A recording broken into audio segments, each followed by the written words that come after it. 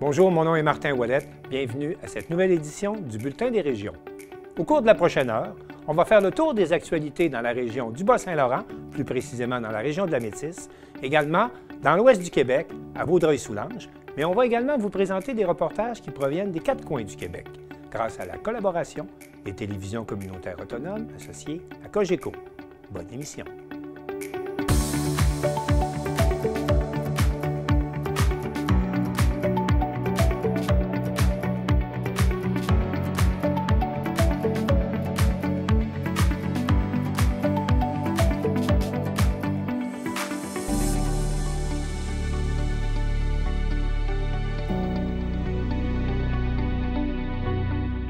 Au sommaire pour vous cette semaine.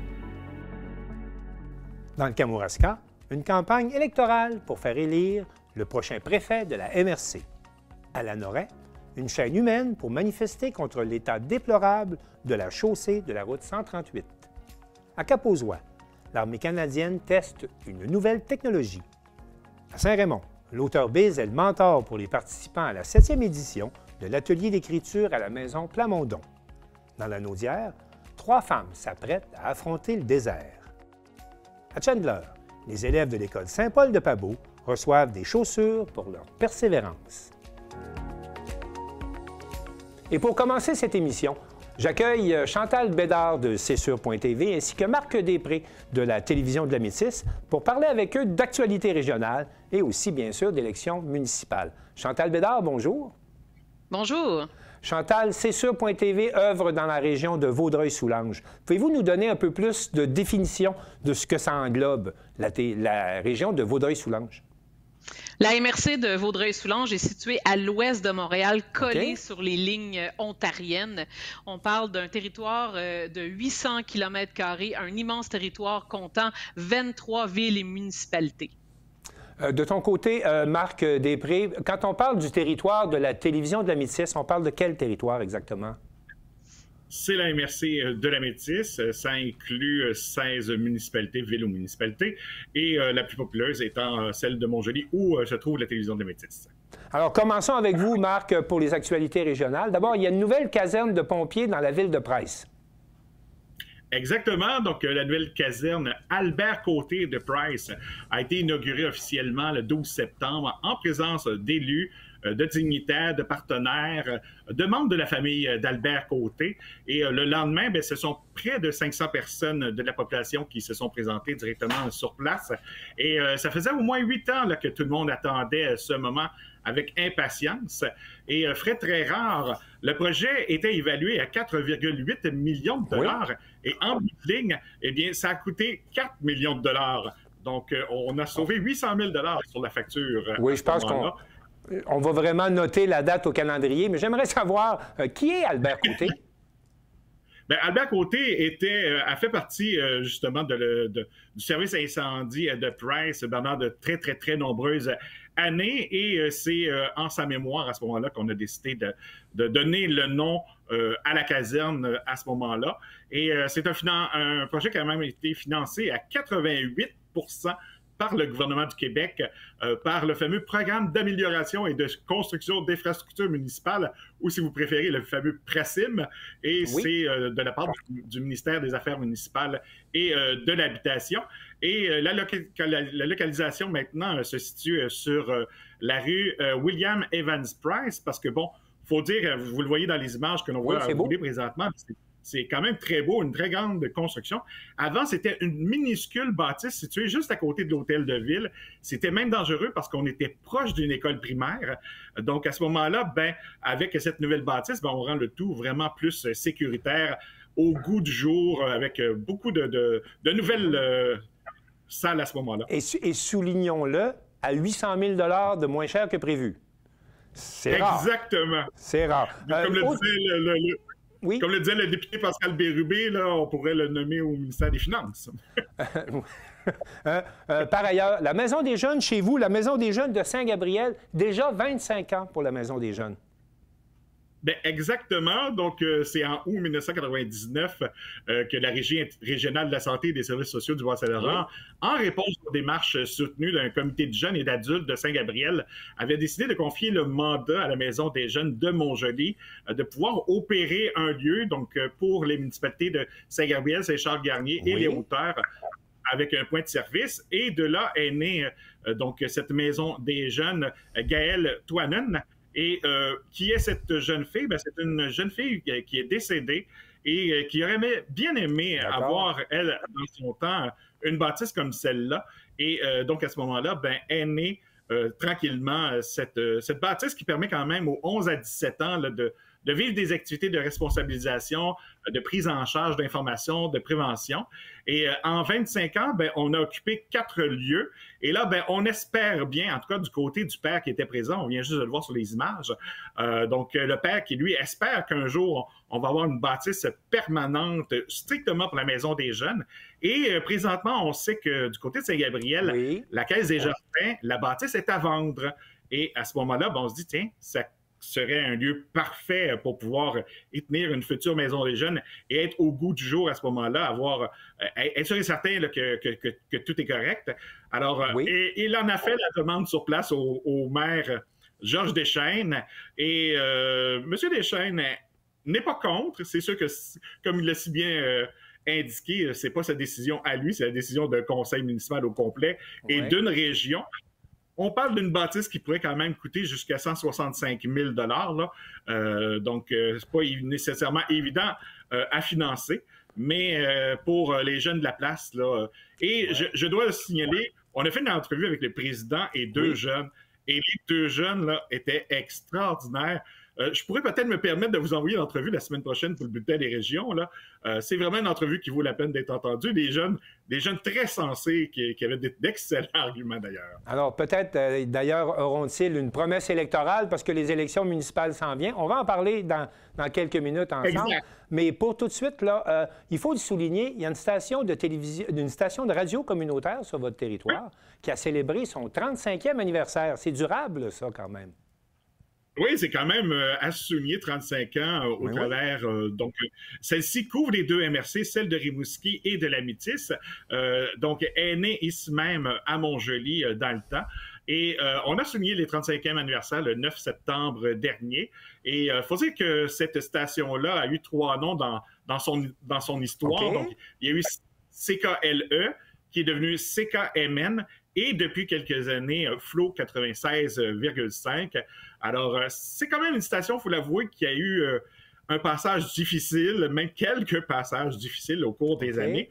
Mais présentement, on s'en tire énormément bien parce que depuis la pandémie, on a un budget d'opération de 1,2 million de $ en ce qui concerne la radio communautaire. C'est quand même très appréciable à ce moment-là. Et on parle quand même d'une douzaine d'employés permanents, une bonne douzaine de bénévoles qui vont aux différentes activités de Flow. Et d'ailleurs, on peut souligner que, fait quand même assez remarquable, l'un des bénévoles qui s'appelle Louis Brunet anime une émission qui s'appelle Jazz dans la nuit les lundis soirs et il l'anime depuis 35 ans. Donc, depuis la première heure, il est bénévole à Flow 96.5. Donc, c'est quand même un fait qui est à souligner. Et aussi, ben, d'ici le mois de janvier, dans les prochains projets pour Flow 96.5, ben, on veut accentuer la présence sur les différents médias à ce moment-là, mais surtout sur le numérique. Alors, entre autres, ben, on va avoir une station de podcast là, qui va être disponible éventuellement. On veut aussi diffuser des balados. Donc, on veut sortir du carcan d'une radio traditionnelle pour bifurquer là, vers le numérique. Alors, on leur souhaite naturellement un autre 35 ans d'existence tout aussi profitable. Et merci de témoigner de la vitalité de ce média régional chez vous. On va voir avec Chantal maintenant un peu ses actualités dans sa région. Tout d'abord, Chantal, là, un nouvel organisme met en marché une bière pour financer la sauvegarde de l'esquerre de Rivière-Baudette. Pouvez-vous nous expliquer ça un peu? Oui, effectivement, un nouvel organisme qui s'appelle l'Esquerre de Rivière-Baudette et Saint-Hélesphore. Vous savez, un esquerre, c'est un vestige de l'époque glaciaire. C'est un morceau de glacier qui fond tout doucement sous la terre et l'eau potable du territoire de ces villes puise directement à même l'aquifère des eaux souterraines. Les citoyens s'inquiétaient qu'on puisse contaminer cette eau-là. Est-ce que l'Esquerre est menacée présentement? Bien, il y a eu l'agriculture peut être une menace. Il y a aussi eu quelques dossiers, dont peut-être l'implantation d'un site de compostage sur les lieux qui pourrait contaminer. Bon, l'organisme est vraiment né de ces pressions-là. Bon, et grâce à l'organisme, bien sûr, le projet n'a pas eu lieu, mais ils poursuivent leur mission. Les fosses septiques, la réglementation, protéger les puits de surface, un grand travail avec les citoyens et pour financer ces études et ce travail, ils ont créé une bière à leur effigie qui s'appelle l'Esquerre, et l'eau de la bière qu'ils ont utilisée pour la fabriquer provient directement, justement, de la source qui provient de l'Esquerre de Rivière-Baudette et Saint-Hélesphore. Une belle bière belge, très, très bonne, créée dans le village de Saint-Polycarpe, où est-ce que la brasserie Schoon est installée. Donc, c'était un bel événement, un bel organisme qui a une belle mission. Bien, qui témoigne également de la volonté des citoyens de préserver la ressource sur votre territoire. Passons tout de suite à la ville de Pincourt. La ville de Pincourt continue d'investir dans des traverses de l'art. Pouvez-vous nous expliquer un peu? L'art et la culture aux premières loges, surtout dans les traverses pétonnières. Vous savez, ces petits chemins, on ne parle pas de ruelles, mais entre les parcs, entre les maisons, et souvent, c'est juste des clôtures. Alors, ils ont installé de grands panneaux où des artistes du territoire de Pincourt, de la région, ont peint. Et cette année, le thème était Art Zoo, donc le zoo, donc des animaux colorés de toutes les formes et très originales. L'idée, c'est de se promener tout en regardant et en admirant ces personnages haut en couleurs. C'est supposé être agréable se promener dans ces sentiers piétonniers. Et on vraiment le projet lève les passions. Les gens se promènent, regardent. C'est comme une passerelle des arts. Le titre est très, très approprié. Et c'était la deuxième passerelle là, qui a été créée. Il y en avait déjà une. Là, on en a ouvert une deuxième. Est-ce qu'il y a un projet pour une troisième?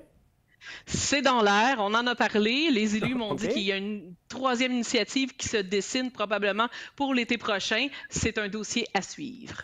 Maintenant, le méga hôtel de ville, bibliothèque, centre administratif de Vaudreuil-Dorion est maintenant pleinement opérationnel. Effectivement, le fameux pôle de Vaudreuil-Dorion. Le pôle, OK, oui.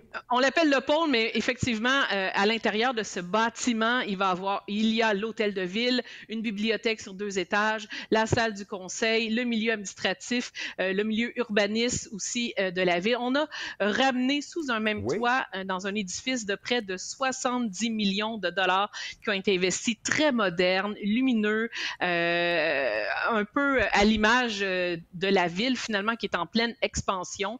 Les élus se sont dotés d'une infrastructure fonctionnelle, un laboratoire numérique avec des imprimantes 3D pour les jeunes qui viennent à la bibliothèque, un endroit vraiment à l'image de ce que devient Vaudreuil-Dorion pour les prochaines années.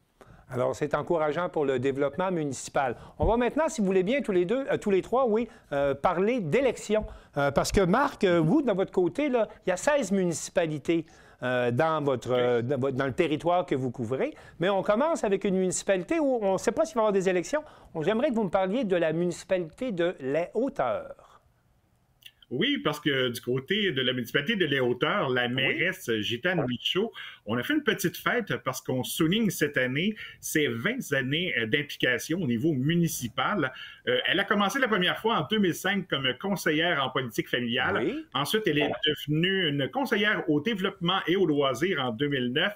Elle est devenue conseillère en loisir en 2013 pour finalement être élue mairesse en 2017 et réélue en 2021. Dans son cas, non, elle nous l'a annoncé sur place, elle ne se représentera pas. Donc, elle veut se consacrer à son rôle de grand-mère à ce moment-là. Donc, les gens... Quitte après 20 ans. Ben oui, elle quitte après 20 ans à ce moment-là.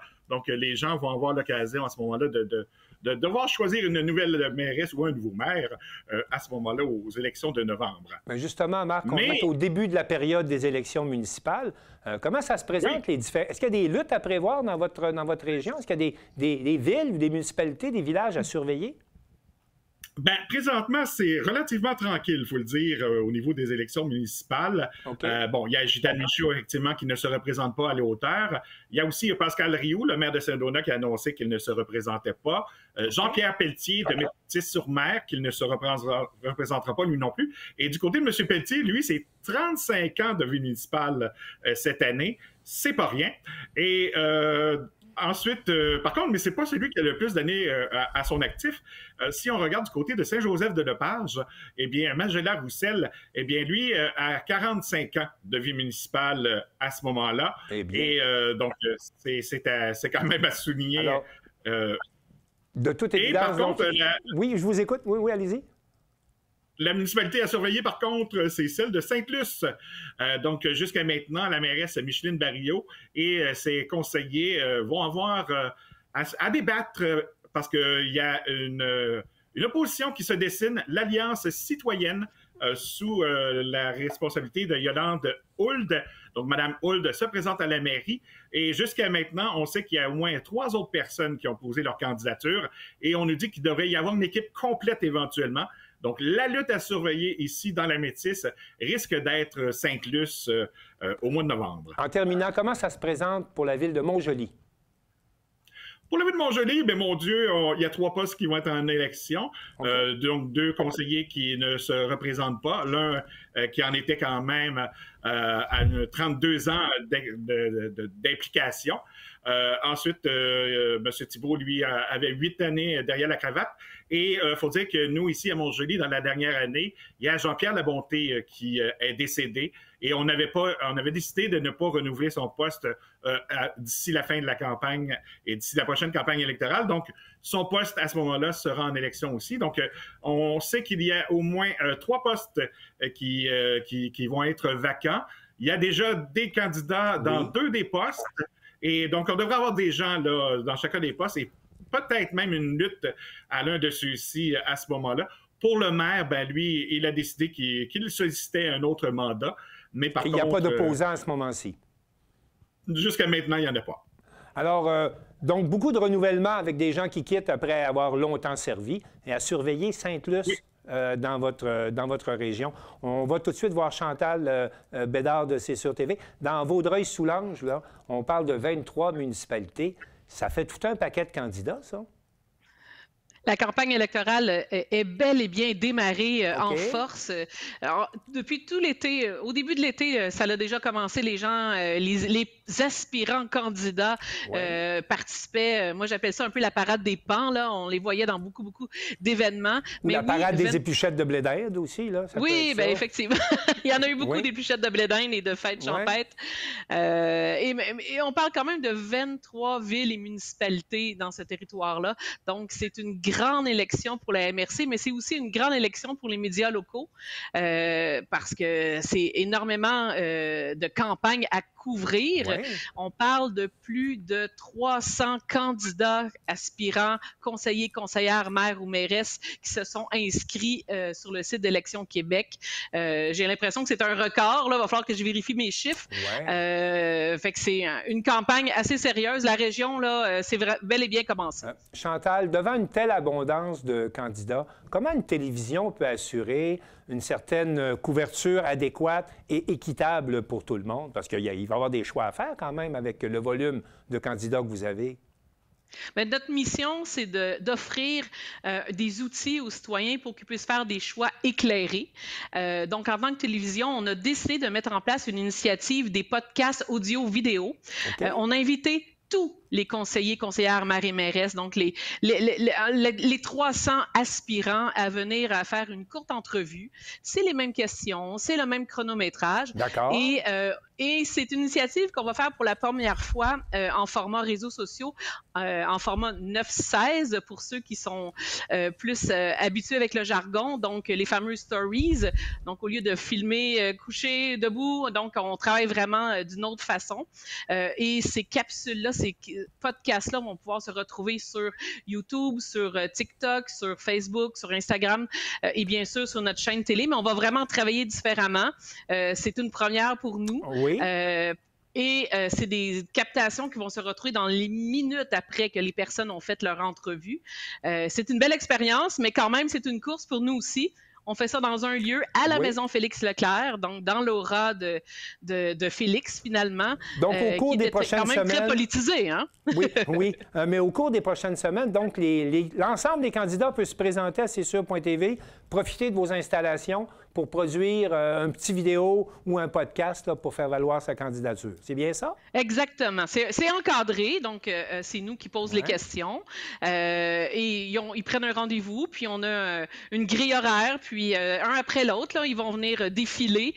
La parade va se poursuivre ici dans nos studios pour produire ces petites capsules podcasts-là qui vont être un outil pour les aspirants candidats et aussi un outil pour les citoyens qui veulent connaître les futurs candidats, les candidats qui se présentent pour leur ville et leur municipalité. Alors, dans quelques semaines, Chantal Bédard, on pourra juger de la popularité de l'initiative que vous venez de mettre de l'avant. Je ne doute pas non plus que, Marc, de votre côté, vous allez nous présenter, à mesure qu'on va les connaître, là, les différents candidats dans vos élections municipales. Puis écoutez, moi, je vous remercie pour cette conversation que l'on a eue ensemble aujourd'hui et je vous dis à bientôt. Merci.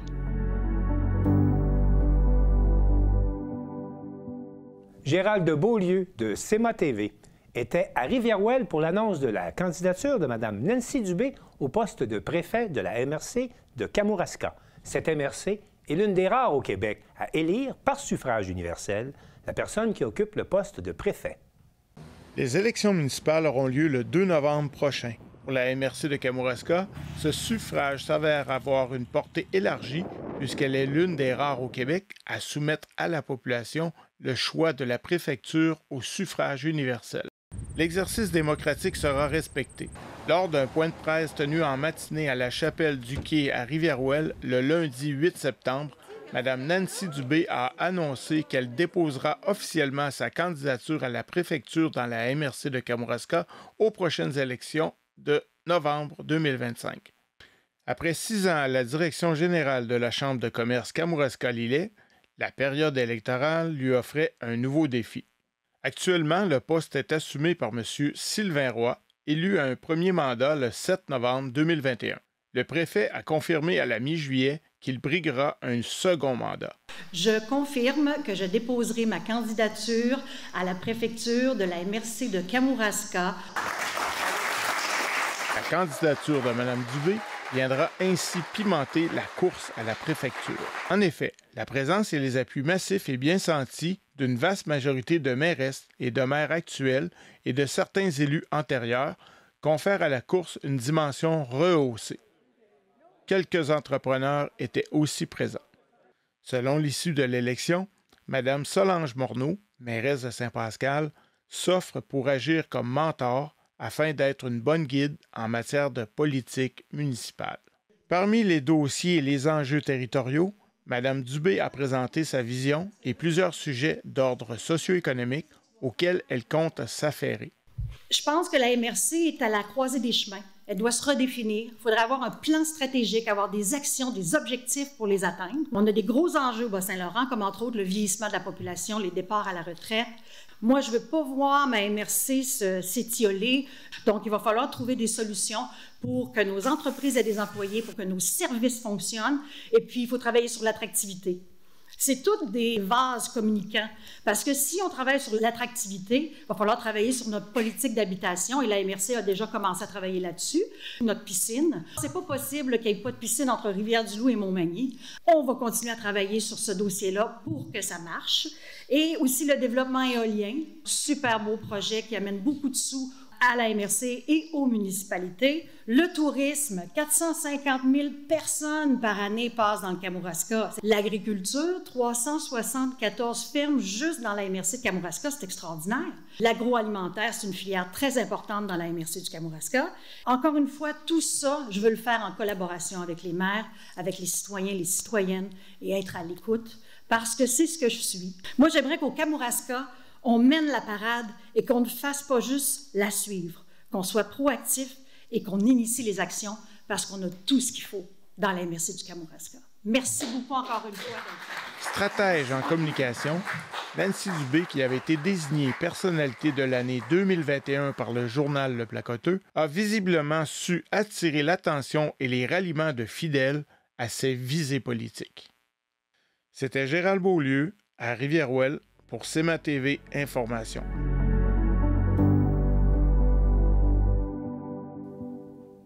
À Lanoret, les citoyens ont formé une chaîne humaine pour dénoncer l'état pitoyable de la chaussée sur la route 138 entre Berthier et Lanoret. On écoute Alain Bellumeur de CTRB. Nous sommes présentement à Lanoret où se déroule une manifestation. Évidemment, on veut protester contre l'état pitoyable de la route 138, les 7 km là, entre Lanoret et Berthier, Sainte-Geneviève-de-Berthier. Donc, une chaîne humaine se prépare. Les gens veulent faire savoir au gouvernement qu'ils ne sont pas contents et qu'ils voudraient que le chemin du roi à cet endroit soit refait pour éviter accidents et problèmes de toutes sortes. Donc, manifestation à Lanoret.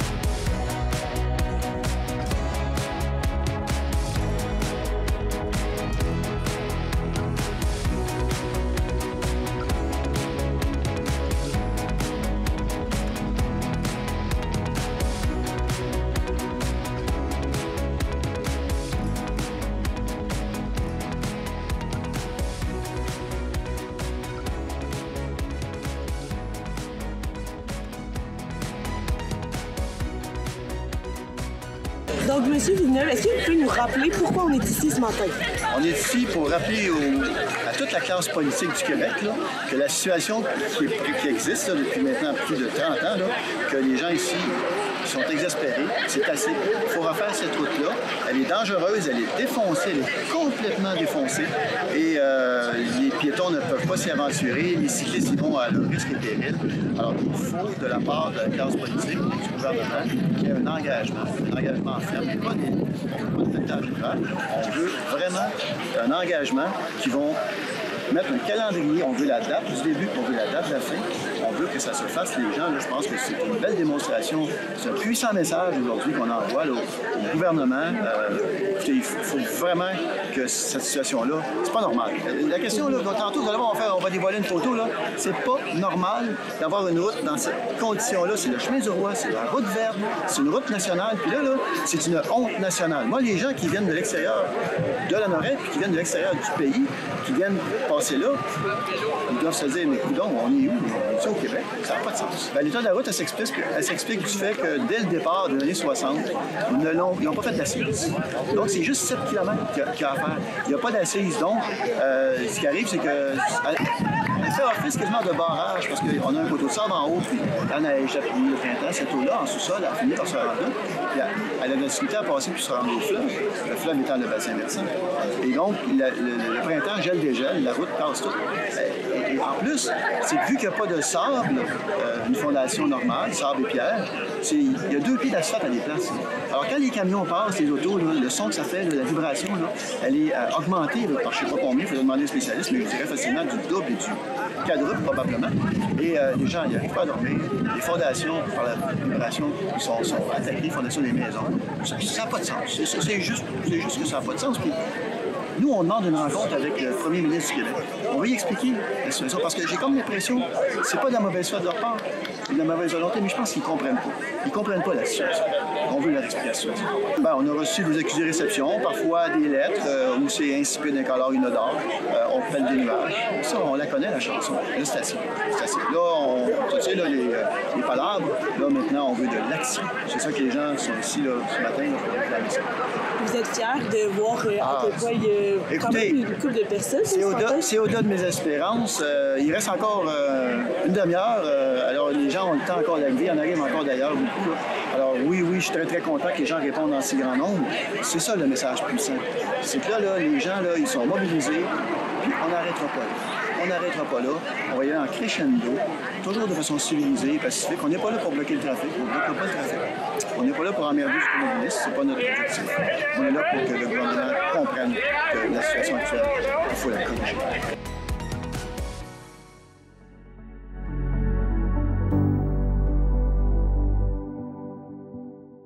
À Cap-aux-Oies, l'armée canadienne a testé une nouvelle technologie qui permet de produire de l'eau potable en grande quantité. On écoute un reportage de Mathieu Larivière de TVCO.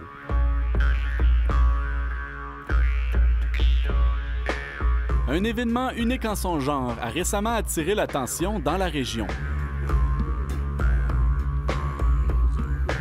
Un lieu de la Garde côtière du Canada, situé à Cap-aux-Oies, a servi de terrain d'expérimentation pour une opération militaire singulière.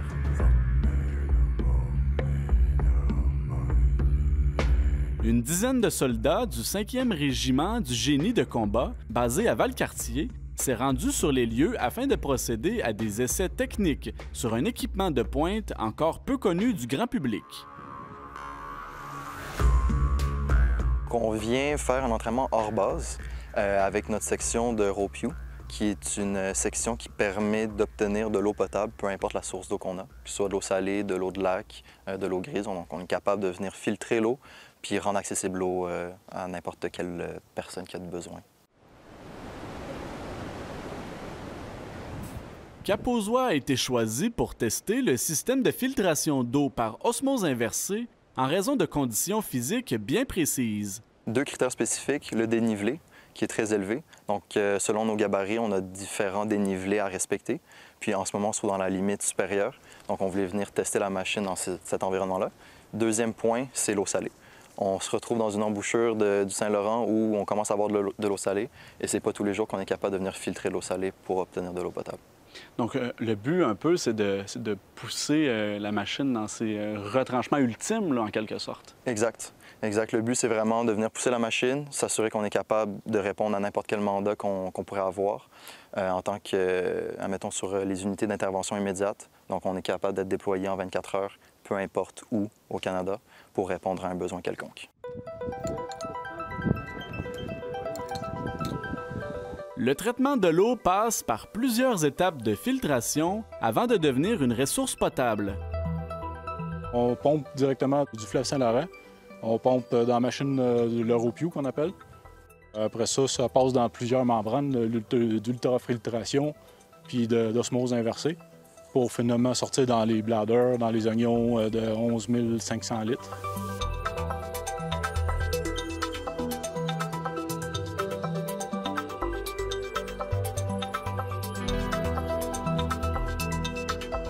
Juste ici en arrière, c'est ici que le procédé d'osmose inversée se produit. Il y a 4 membranes. L'eau passe à un certain chemin. Puis à haute pression, bien, tous les contaminants de l'eau restent d'un bord. Puis après ça, ces contaminants-là sont rejetés dans Dans la nature, avec le concentré, avec le backwash, le contre-lavage. C'est un nettoyage qui est à la fois physique et chimique? Non, c'est pas chimique, c'est seulement avec l'eau collectée. OK.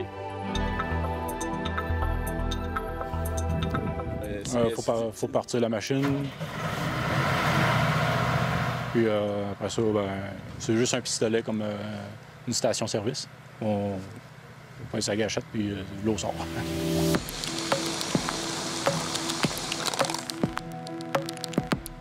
On peut remplir des gallons, on peut remplir...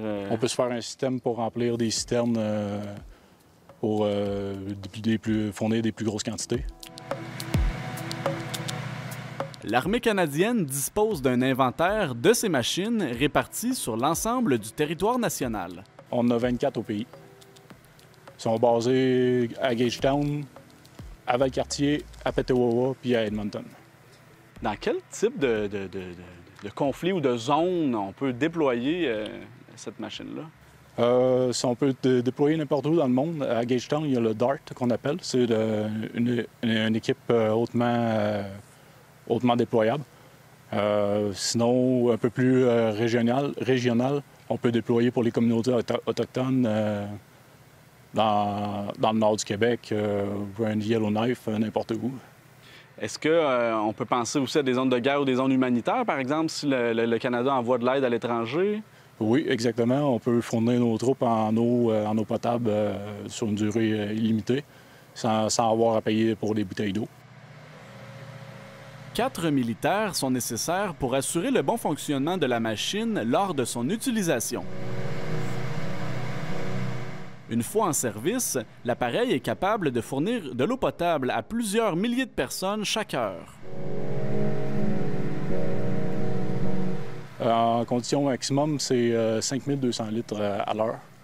Environ 8000 personnes par jour qu'on pourrait fournir en eau.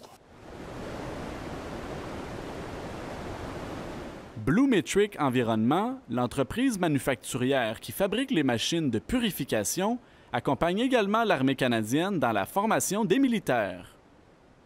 Nous autres, comme fournisseurs des équipements, on fait l'entraînement des opérateurs, puis des techniciens qui font les réparations. Alors, on prend la chance ici de faire d'entraînement des opérateurs. On trouve que l'armée canadienne, ses personnels déménagent beaucoup. Alors, c'est difficile d'apprendre la connaissance d'équipement comme il faut.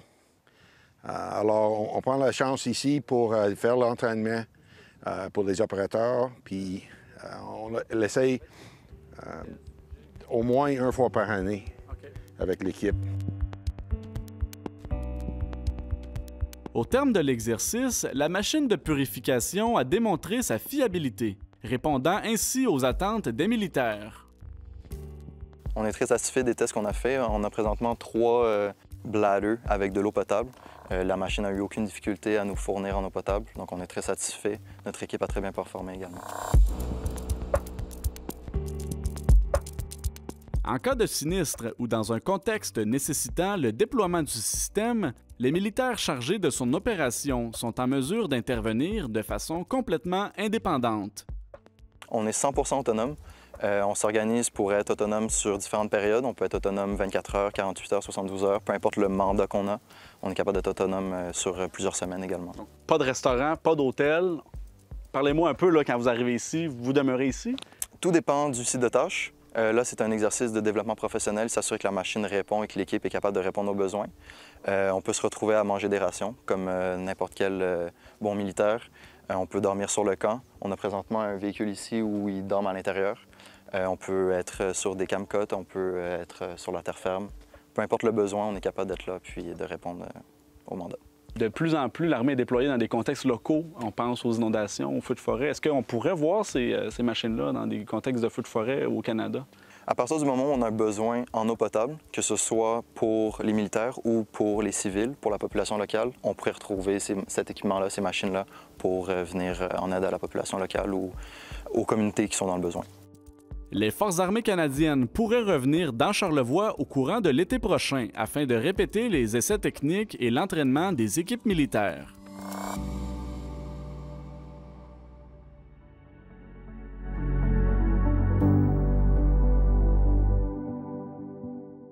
La 7e édition des ateliers d'écriture de chansons qui se déroulent à la Maison Plamondon avait cette année comme mentor pour les participants l'auteur Biz, bien connu. On écoute Arthur Bordelot de CJSR. On va aborder la structure de la chanson du point de vue formel. Donc, les champs lexicaux, les rimes, les assonances, les métaphores. C'est durant la semaine du 11 août qu'a eu lieu l'atelier d'écriture de chansons à la Maison Plamondon. C'est Biz qui, pour cette 7e édition, a fait office de mentor pour les 10 participants sélectionnés. Différents exercices ont permis aux artistes de découvrir de nouvelles possibilités d'écriture, le tout dans l'optique de relever un défi assez important, écrire une chanson en 4 jours. La contrainte est intéressante parce qu'elle donne un cadre. Puis parce que quand tu as l'horizon des possibles, des fois tu as le vertige puis tu fais rien. Alors que quand tu as un cadre, des paramètres, une échéance qui est très dure pour les créateurs, puis en même temps, c'est très stimulant parce que tu dis « Hey, c'est jeudi, là. Là, il faut bosser, là. » Puis mercredi, j'ai rien fait, ben je dors pas de la nuit parce que c'est ça, la création. J'avais peu de temps hier pour réécrire dans une nouvelle optique cette chanson-là. Fait que je me suis enfermée dans ma voiture, puis j'ai tout réécrit. Puis quand je l'ai présentée hier après-midi, elle venait juste d'être écrite. Biz était vraiment content. Je me laisse aller dans l'image pour que les personnes se sentent, puissent voir l'histoire. Tout au long de ces 4 journées, les participants ont eu plusieurs périodes libres pour laisser aller leur créativité et essayer de sortir de leur habitude artistique. Ça a été un bon défi. Moi j'aime les défis de toute façon. Là, ceux qui me connaissent le savent. Ça a été un bon défi parce que c'était mon premier rap, justement, puis je suis moins porté sur la performance ces années-ci. Je suis plus porté pour être en arrière de la caméra, être en arrière de mon stylo, de ma plume, puis de gérer les projets des autres. Donc, revenir sur scène, là, c'était un bon défi. Une chance qu'on avait notre mirage. Quand on monte sur scène, on aime ça présenter ce qui nous identifie jusqu'à maintenant, tu sais. Mais là, c'est pas ça qu'on vient faire ici. On s'en vient pas présenter ce qu'on a fait à la date. On vient présenter ce qu'on a fait, ce qu'on vient de faire dans les 3 derniers jours. Puis qui est souvent comme une sortie de zone de confort. Fait que c'est juste d'assumer que le monde qui va entendre ce que je fais, ils n'auront pas entendu ce que je fais d'habitude. Ils vont avoir plus entendu ma sortie de zone de confort, tu sais. Je suis à l'aise avec ça, là.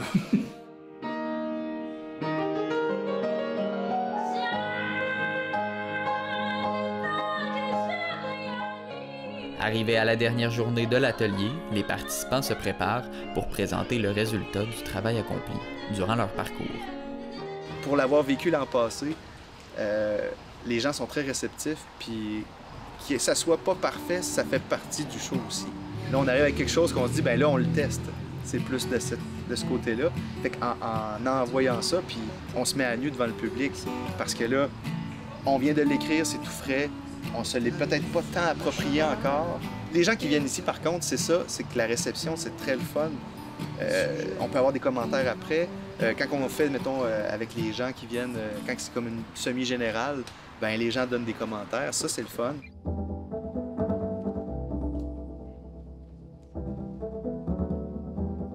J'ai hâte de le présenter parce que j'aime beaucoup la chanson. Ouais. Des fois, dans des camps d'écriture, tu t'embarques dans des projets puis t'es pas nécessairement en amour avec ce que tu as créé. Mais je trouve que ça fait longtemps que j'ai ce sujet-là en tête. Je voulais avoir du temps dédié à explorer cette idée-là. Puis c'est ce que ça m'a permis de faire, de participer à l'atelier cette année. Je suis confiant. Là, c'est ce qu'on appelle genre de la mise en bouche, tu sais. Ça veut dire que là, le texte est écrit, la musique est là, l'arrangement existe. Là, c'est juste de le répéter. Dans la peau, j'étais dans la peau.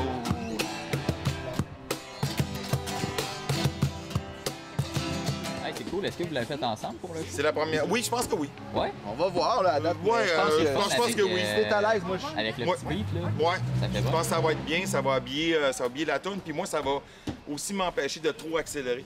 Ouais. J'ai tendance à vouloir la faire trop vite. T'embrayes, puis wow.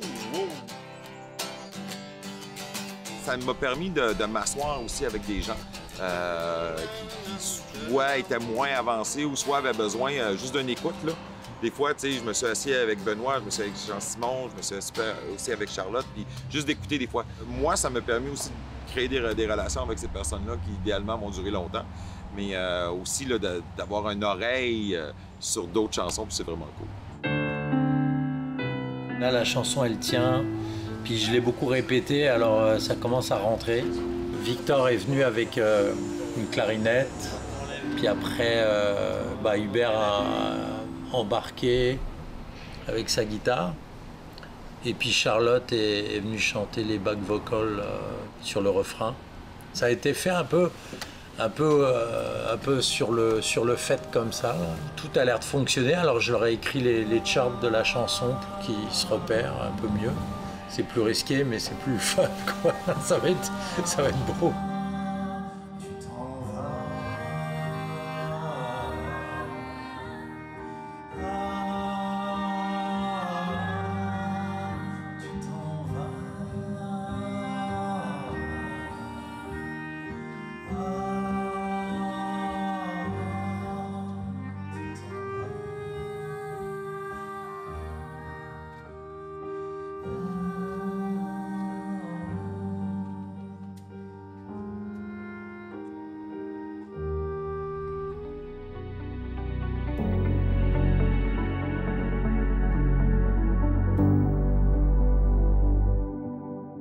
À compter du 30 octobre prochain, 3 femmes originaires de la région de la Naudière participeront à l'événement Rose Trip Maroc.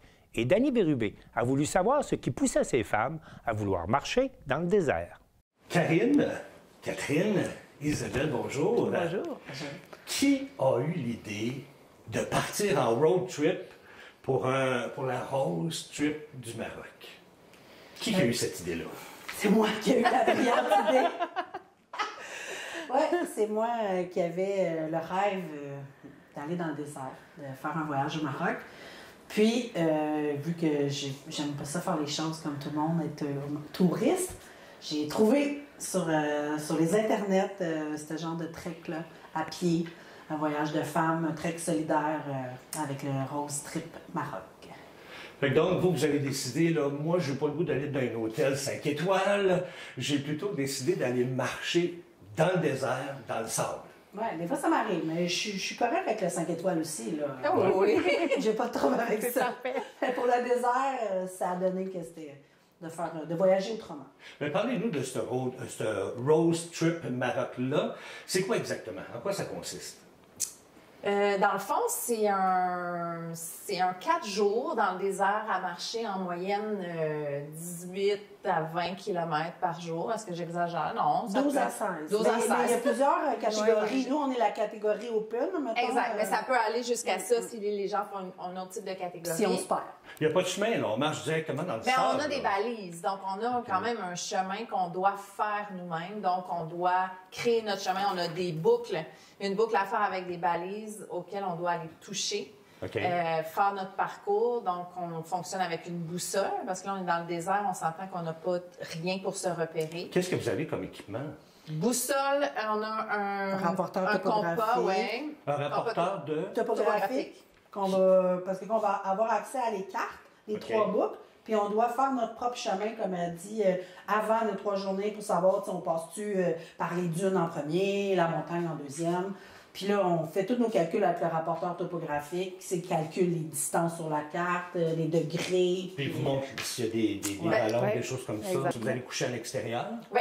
Ça vous fait pas peur? Il y a des bébites, j'imagine, dans le désert.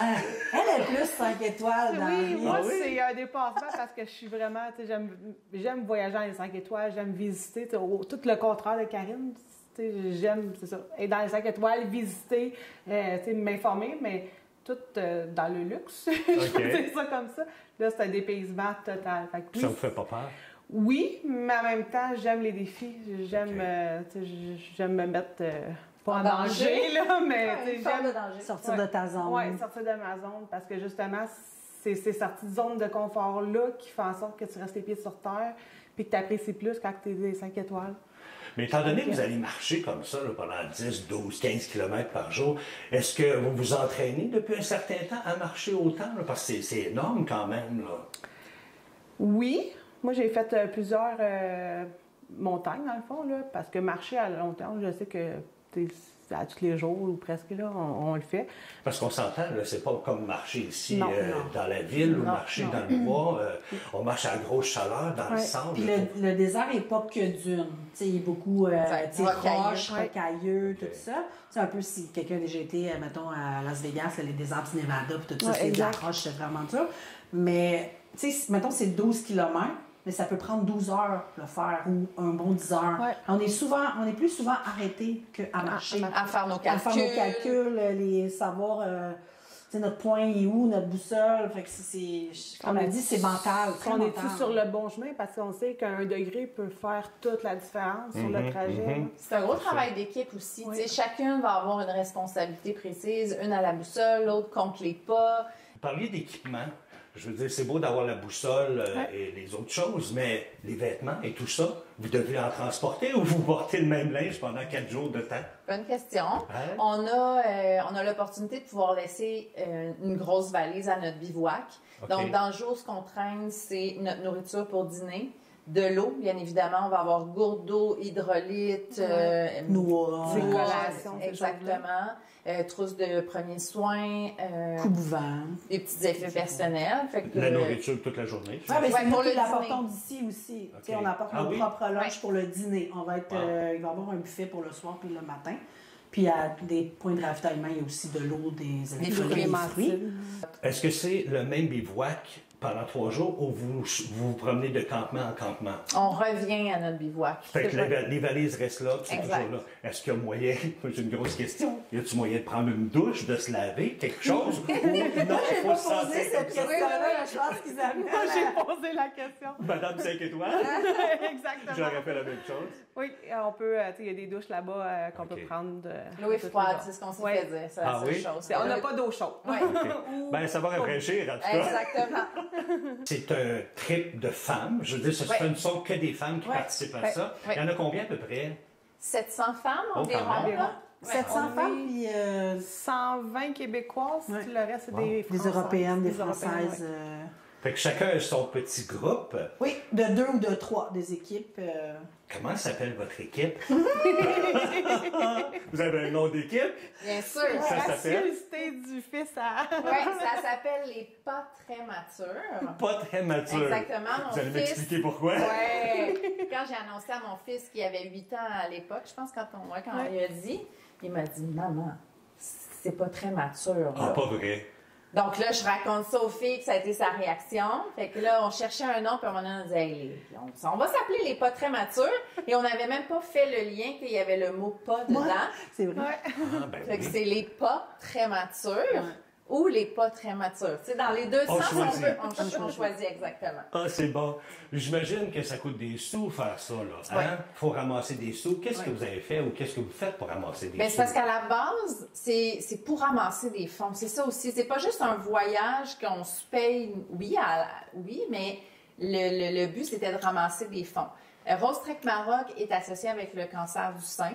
Okay. Donc, c'est la première cause pour laquelle on va aller marcher. Et au Québec, ici, on avait le droit de se choisir aussi une autre cause à qui on voulait donner des sous. Et ils proposaient naturellement le Club des petits déjeuners. Oui, exact. Ça nous parlait aux 3 aussi, mais on aurait pu marcher pour l'Alzheimer, on aurait pu marcher pour une autre cause aussi. Donc, donc, le cancer du sein et les petits déjeuners. Exactement. On vous souhaite bonne chance. Amusez-vous. C'est important d'aller chercher des beaux souvenirs pour vous aussi. Oui. Puis merci pour les causes que vous supportez. Merci. Merci, mesdames. Merci beaucoup.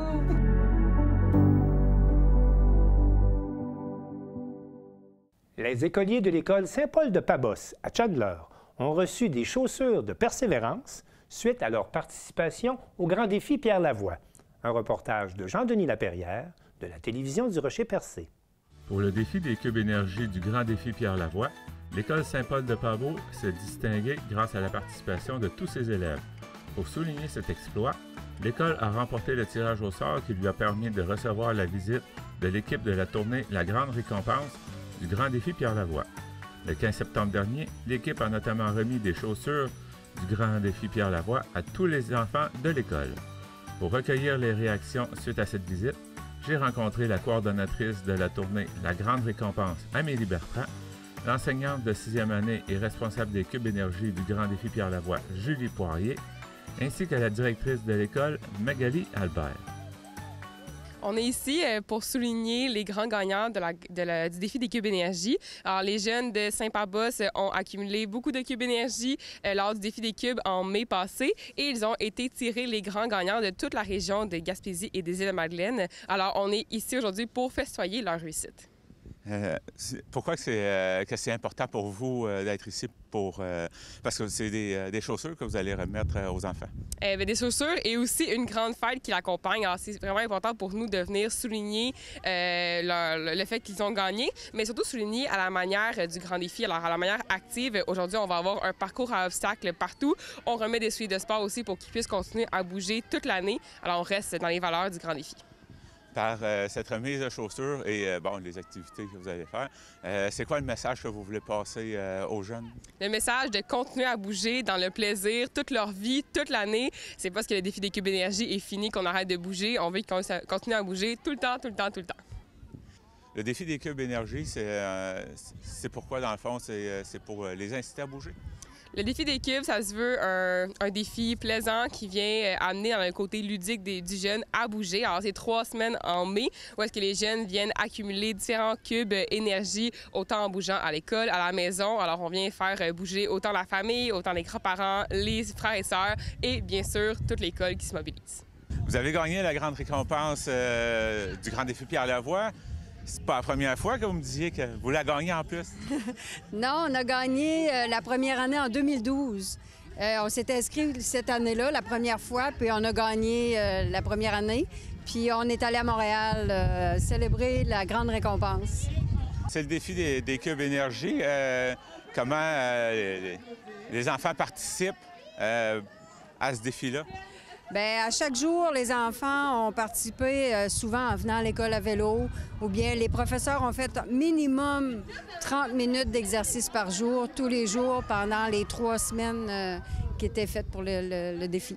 Le défi se réalise au mois de mai. Donc, tout le mois de mai, il y a des activités organisées au niveau de l'école. Souvent, c'est des marches, des activités sportives, des récréations énergiques où les jeunes dansent, puis tous les cubes sont accumulés. Puis les parents ont aussi un rôle à jouer parce qu'à la maison, ils doivent accumuler aussi des cubes.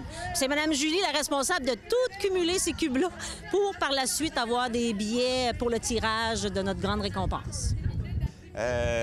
Qu'est-ce que ça représente pour l'école de remporter ce prix-là? Bien, ça montre aux jeunes le plaisir de faire de l'activité physique. Ce qu'on veut, c'est qu'ils bougent, nos jeunes. Ça leur apporte vraiment de l'énergie, un sentiment d'appartenance à l'école. On voit aujourd'hui la scène, c'est merveilleux. Ça fait comme un grand sentiment de famille. Fait que je pense que ça leur amène tout ce qui est le lien entre nous.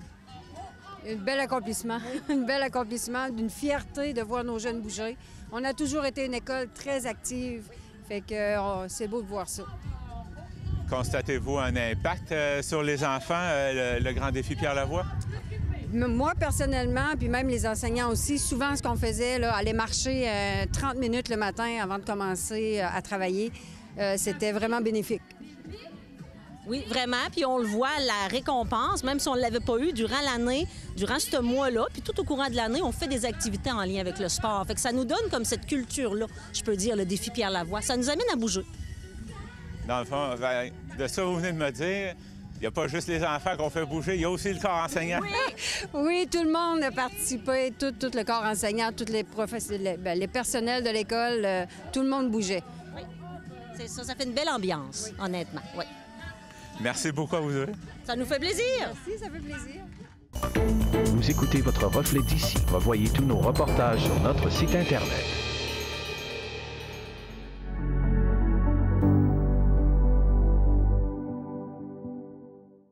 C'est tout pour le Bulletin des régions cette semaine. J'espère que ça vous a plu. Je remercie toutes les stations de télévision participantes et je vous dis à bientôt.